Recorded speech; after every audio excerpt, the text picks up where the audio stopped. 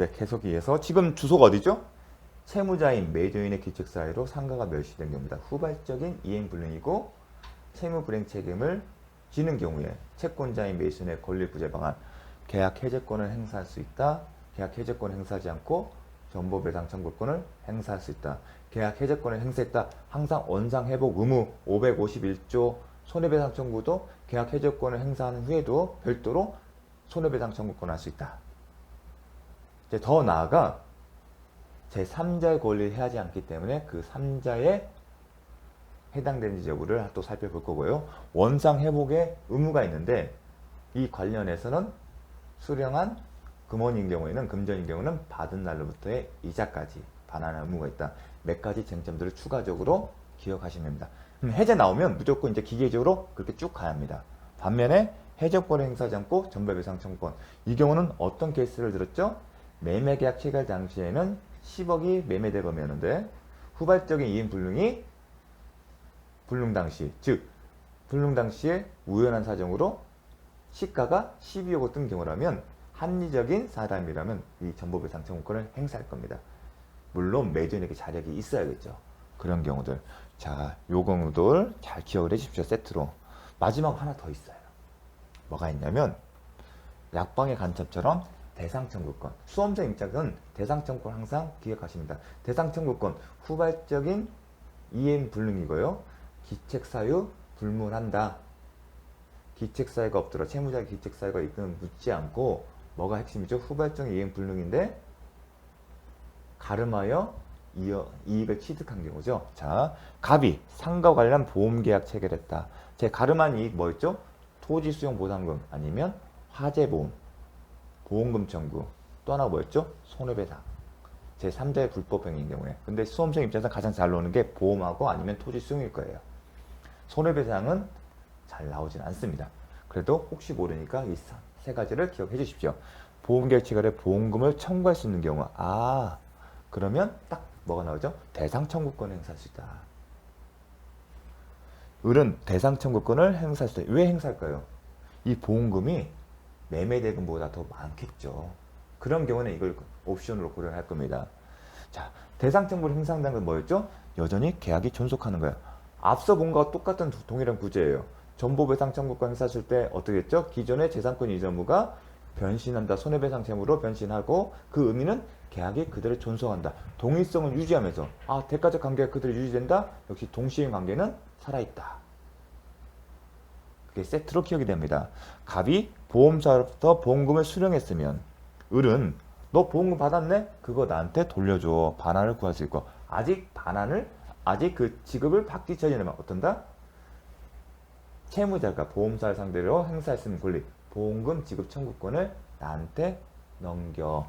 아직 보험금을 수령하기 전이라면 을은 감에게 보험금 청구권의 양도를 청구할 수 있다. 즉 대상 청구권은 대상 청구권이 있다고 해서 그 자체로 그 이익이 자동적으로 채권자에 귀속되는 게 아니라 채권자 채무 상대로 이미 받았으면 돌려줘.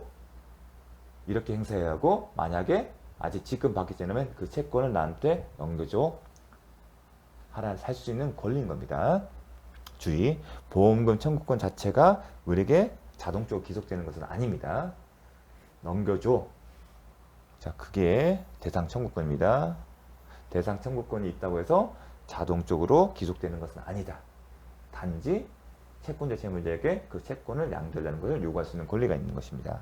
한편 갑은 을의 채무가 변제가 있을 경우 뭘 할 수 있다? 동시에 환급할 수 있다. 왜냐하면 동일성을 유지하면서 존속하기 때문에 그 대가가 그대로 유지된다. 이게 여기까지가 이제 한 세트입니다. 대상 수험생에서는 이게 딱 가야 돼요. 채무자의 기책 사유로 후발적 이행 불능하면 해제권, 전보배상 청구권, 대상 청구권. 그리고 뭘 선택할지는 채권자의 마음. 그렇게까지 딱딱딱 정리가 돼야 합니다. 다음, 자, 매매 계약 체결 후 소유자인 갑, 채무자죠. 이렇게 읽어지죠. 소유권 이전 등기 의무가 이행이 불능한 경우를 전제를 하기 때문에 매도인이 채무자가 되고요. 고의 또는 과실 없이, 기책 사유 없이 멸실됐다. 후발적 이행 불능, 후발적 이행 불능이 됐다. 근데 기책 사유가 없다. 기책 사유가 없다. 그러면 딱 떠오르는 게 뭐죠? 이혼 부담의 법리. 소유권 이전 등기부에 이행 불능이 된 경우 채무자인 갑의 기책 사유가 없기 때문에 채무 불이행 문제는 없다. 채무 불이행과 이에 기초한 계약. 채무 불이행이 전제를 했을 때 뭐가 나오죠? 계약 해제, 전보배상. 그거는 상관이 없다는 거죠. 채무 불이행과 이에 기초한 계약 해제 또는 손해배상 청구권 행사는 문제되지 않는다. 이 손해배상 청구권은 계약 해제권을 행사함과 동시에 행사할 수 있는 손해배상 청구권, 즉 556조와 아니면 계약 해제권을 행사하지 않고 행사하는 전보배상 청구권이 포함되어 있겠죠. 갑은 의뢰 채무 이행을 청구할 수 있는가 이 경우에. 이게 이혼 부담의 법리죠.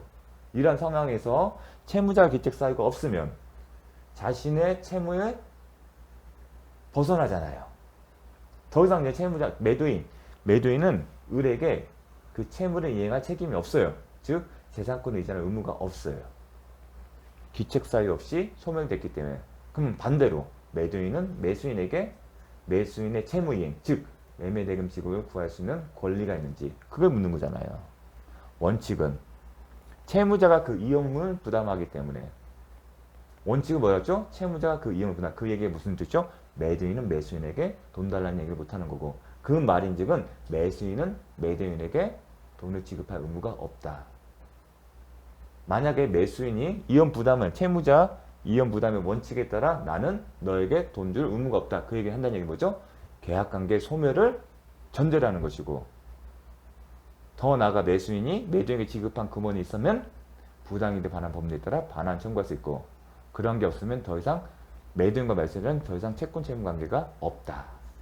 즉 매도인과 매수인 사이의 이행 급부 문제는 더 이상 남지 않습니다. 그게 딱 기계적으로 나와야 합니다. 갑을 모두에게 기책 사유가 없는 경우에는 채무자에게 이혼 부담의 법리가, 채무자에게 이혼 부담이 적용된다. 채무자 이혼 부담의 원칙이 적용된다. 따라서 채권자 을은 자신의 선택에 따라. 하지만 또 하나가 있죠. 이런 이혼 기책 사유 없이 후발적 이행 불능의 이혼 부담 법리가 문제되고 있지만 또 하나가 적용되어 있죠. 대상 청구권. 항상 떠올릴 게 대상 청구. 수험생은 대상 청구를 떠올려야 돼요. 아, 이혼 부담. 자, 한편은 이혼 부담과 또 한편으로는 대상 청구권을 생각을 해야 돼요. 근데 이혼 부담은 계약의 소멸을 전제로 하는 거고, 대상 청구권을 행사하는 것은 뭐였죠? 계약의 존속을 전제로 하는 거. 즉 대상 청구권은 결국은 기존의 매도인의 채무가 변하는 거죠. 변신하는 거죠. 동일성을 유지하면서. 그 개념이 머릿속에 딱 있습니다. 그런데 이 둘 중 뭘 선택할지는 상대방 마음, 채권자 마음이죠. 그 얘기가 나옵니다. 채권자 을은 자신의 선택에 따라 대상 청구권, 급부에 가름한 이익을 취득했다는 전제겠죠. 토지 수용 보상이나 아니면 하재보험 행사하여 계약을 존속시키거나 아니면 이혼 부담에 관한 규정을 원형하여 계약의 소멸을 주장할 수 있다. 계속 강조했던 내용입니다. 만일 을이 계약 소멸을 주장할 경우, 즉 채무자 이혼 부담을 주장해서 나는 더 이상 너에게 지급할 채무가 없다. 그 얘기를 하는 경우는 을이 갑에게 지급한 계약금이 있을 경우, 을이 계약금 명목으로 지급한 금원이 있을 경우에는 그 반환을 구성할 수 있다. 어떤 논리로? 부당이득 반환 법리에 따라. 그리고 갑은 을의 이행을 청구할 수 없다. 왜냐하면 계약이 소멸됐기 때문에. 이혼 부담 법리에 적용됐다는 얘기는 더 이상 채무자인 갑은, 매도인은 매수인에게 매매대 지급을 요구할 수 없다. 돈 달라는 얘기 못한다. 그 얘기는 무슨 거예요?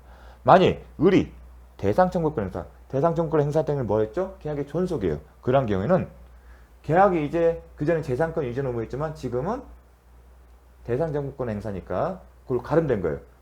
그 얘기지에서는 계약이 존속이 된다는 거고, 그 말인즉 매수인은 반대로 대가관계에 있는 자신의 채무를 이행할 의무가 있다는 겁니다. 행사할 경우 자신의 매수인의 반대 채무 또한 이행해야 한다. 매수인에게도 매도인에게 매매대금을 지급할 채무는 여전히 살아있다는 겁니다. 다만 변제기가 있냐 여부에 따라서 동시에 항변권을 행사할 수 있겠죠. 만약 그렇지 않을 경우 갑은 동시에 항변권 행사하여 이행을 거절할 수 있다. 이 얘기가 무슨 얘기죠? 매수인이 대상 청구권을 행사하고 있어요. 너 하재보험 받은 거 돌려줘. 아니면 아직 보험사에게 청구했으면 그 원래 나한테 넘겨줘. 그 얘기를 하게 되면 야, 뭔 소리야? 너 아직 나한테 매매대금 주지 않았잖아. 나 너 돈 줄 때까지는 이거 못해. 그게 동시항변권이죠. 그걸 행사할 수 있다는 겁니다. 자, 동일성이 있기 때문에 동시항변권을 행사할 수 있다. 이렇게 해서 정리했습니다. 다만 예외.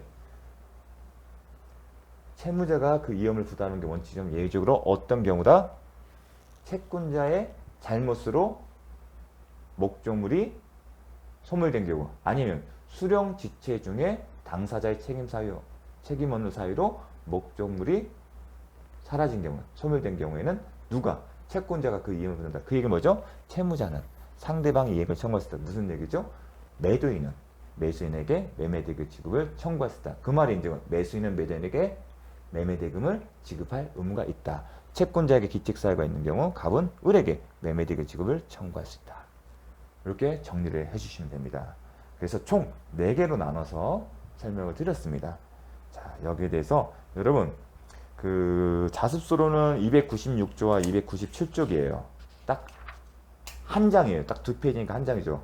그리고 이 정도는 딱 달달달 알고 머리에 기억을 하셔야 합니다. 자, 꼭 복습하시면서 잘 기억해 주시길 바랍니다. 자, 들어가면 자, 애매하니까 잠시 쉬었다가 제 3자를 위한 계약을 보도록 하겠습니다.